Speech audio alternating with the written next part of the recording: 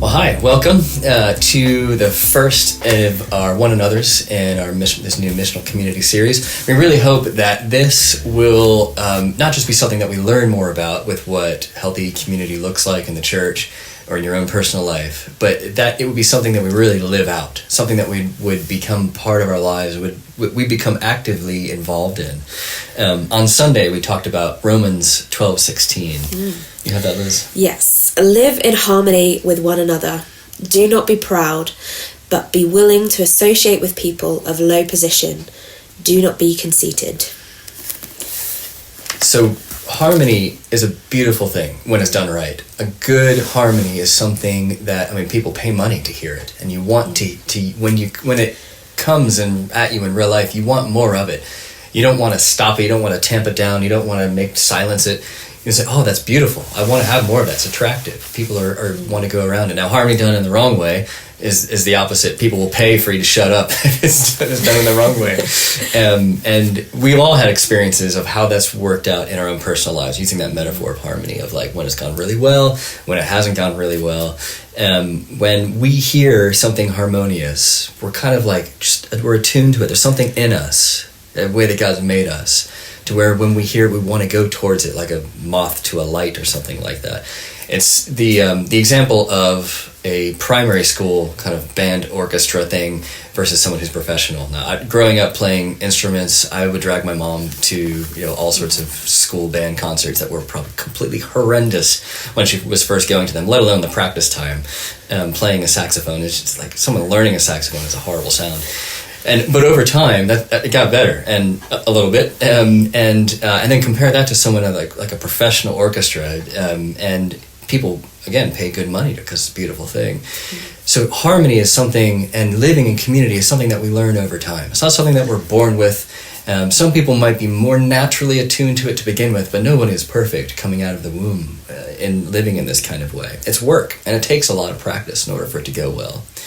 And so to live in harmony is something that is more than just talking about it, more than just a couple hours on a Sunday thing about it, but it's part of everyday life. It's part of how we are actively involved in it in our everyday kind of life. And it is work, and it's ongoing work, but it is really good kind of work. Now I want to maybe in your MC after this, you guys will be sharing some personal maybe stories of how you've seen unity work out really well, or how you've seen maybe disunity work out in your own life.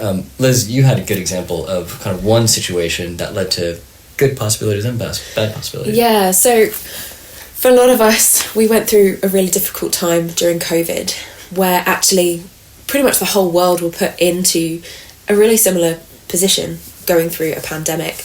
But for a lot of people, it drew them together, a little bit like Redeemer. We gathered together online. Community were looking out for one another, especially for us. We were at home isolating and shielding a lot with a newborn baby and health issues. Like, we really struggled, but we had church family who brought us food, who brought us medicine that we needed, who checked in on us. That unity, something gathering around the gospel, connected us as a group, and that was a real blessing to see unity, all of us going through similar things and bearing with one another and understanding one another.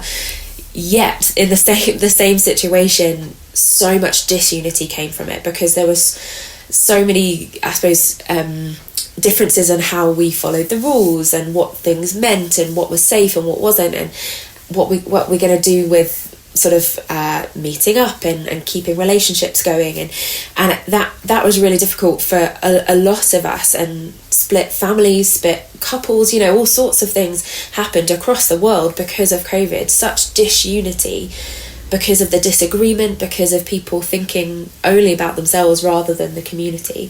So that, for me, that was a real sort of display of unity, because people are thinking about wider than themselves. Disunity when it was just, I just got to think about myself. Yeah.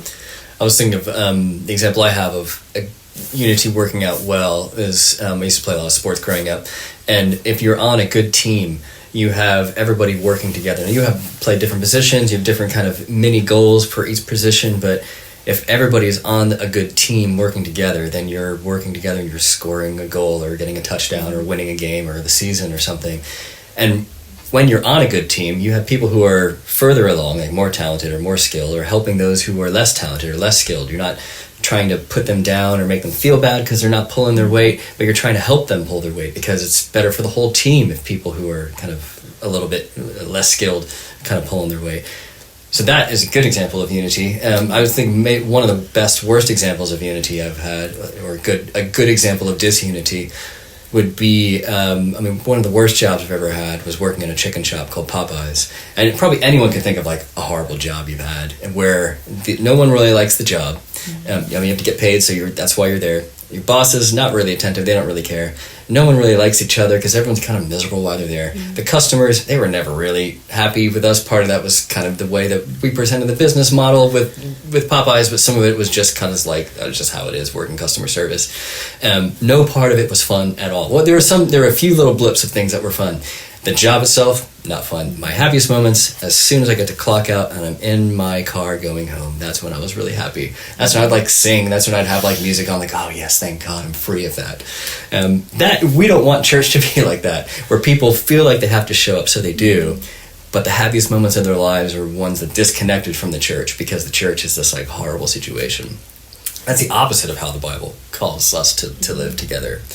And really, I think in the church, we all have parts of this. We do give lip service, and we're all like spiritually lazy. We all say this is what the church is about. We probably don't always follow on with our lives. We don't really live in harmony. We're like talk about living in harmony, and don't actually follow through. The other side is like all of us are spiritually lazy. If we were given the option to stay the way we were and no other bad consequences would happen, probably all of us would stay that way. But once we're part of a church and we're part of that community, we have people who require things from us, and that's actually really good. We have people who are going to ask us to do things that we wouldn't normally do, or relationships we'd have with people we wouldn't normally have. Sometimes it doesn't feel good, but it is actually really good for us. It's like going to a gym. Some people enjoy going to the gym. Sometimes I do, but mostly I enjoy when I'm leaving the gym. But there are times when I'm there in the middle of a workout where I'm like, yeah, this is really good. Or in the middle of a run, I'm like, oh, I'm actually enjoying this thing right now. And that's the goal. And it may not always get there, because we're not going to live the ideal life this side of the new heavens and earth. But there's some things we can do to kind of get a little bit more towards that. Now you have with your handouts there, either on your phones or maybe actual physical paper there, a list of the one another's in Scripture in front of you. And what you're going to do together is in your MCs is talk about, not even talk like, there's a lot of them, there's a lot. And talk about areas where you feel like, oh, this is actually a little bit more natural for me, and other areas where like, I find this to be quite difficult. And all of us are probably going to have different answers. Liz, where do you feel like some things that are more easy for you or things that aren't as easy?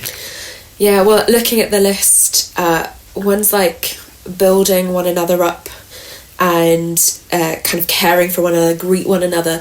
Those are probably easier for me. When I see people, I'm a people person. I love to help.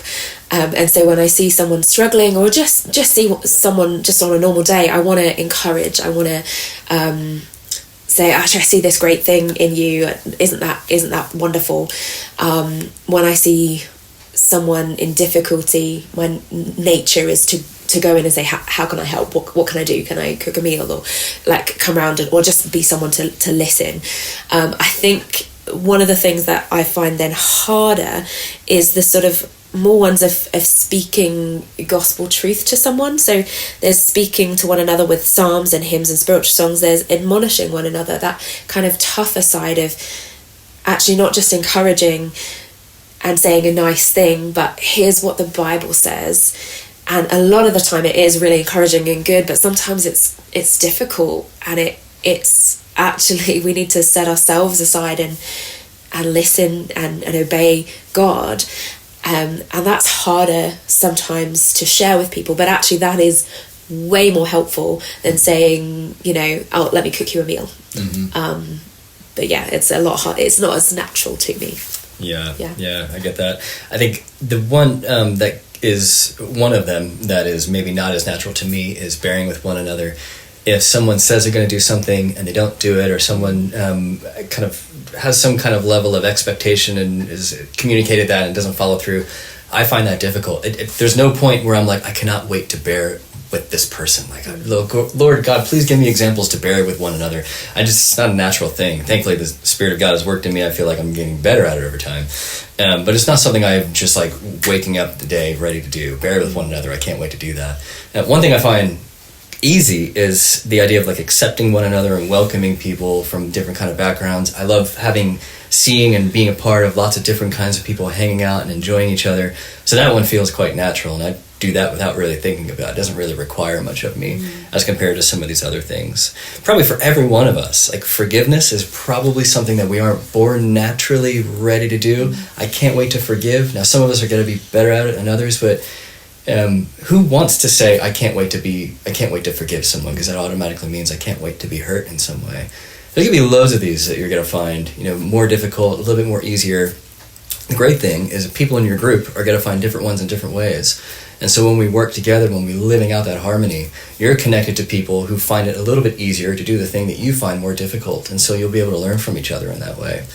And also, just being in a group of other people will give you opportunities to bear with one another, will give you opportunities to forgive each other. And we'll talk about conflict in a little bit. But maybe to end here with the idea of thinking of the big picture of what it might look like for you in your own personal life, you and your family, you even in Redeemer in our church, for more of our church to be more of this harmonious reality that Jesus died to create. What could Redeemer look like if we were living more like that? What would it look like to invite more people into that more harmonious kind of thing? Now, I think as a church, I think we're pretty good at this, but of course there's areas we can work on. And that might maybe also be true on the missional community level or a core group level of even admonishing each other, as we were talking about. Sometimes maybe we need to be speaking a little bit more boldly. There's all kinds of these things that we can be kind of growing in. But the more we do that, the more beautiful the music will be that we create. We are creating some kind of music, and the more that we lean into how the Bible calls us to live, the more beauty will come out instead of disharmony and tension. And so if that is going to be a good vision for us out there, that requires us individually to commit so that us as a whole can be more like that. If we aren't doing that individually, we should not really expect the church or our missional community as a whole to kind of grow in this way. And so as we kind of go through this series and the next kind of five sessions, the questions of like, what are we going to commit to? How is this going to affect my life as I live it in an everyday kind of way? What are some things that I might need to do in order for a little bit more of this reality to come through? Now, again, we're never going to be perfect, but we can surely, grow in this way and live a little bit more harmonious together, because the Christian life is one that's committed to harmony. That is what it means to be a Christian. This is something that Jesus modeled for us, something that Jesus told us to do, something the Bible tells us to do. And so if we are Christians, if we are following God, following Jesus, this is what it means to live a life like this. So the good thing is we get the whole rest of our lives to continually grow in this way. And so let us not stay stagnant and just kind of comfortable with the status quo. Let's continue to grow in what this beautiful harmony can be like. And so questions like, where are we going to make space for other people if it is a harmony? How are we going to not just make space for them, but encourage their voice? And when those notes get a little bit out of tune, how can we, in a loving way, in a gentle way, encourage them to kind of stay with those right notes and listen better, and all those kinds of things that we see good harmony looking like. So you're going to have some time as a missional community to chat through this week, and then we'll see you at the next session. Thanks.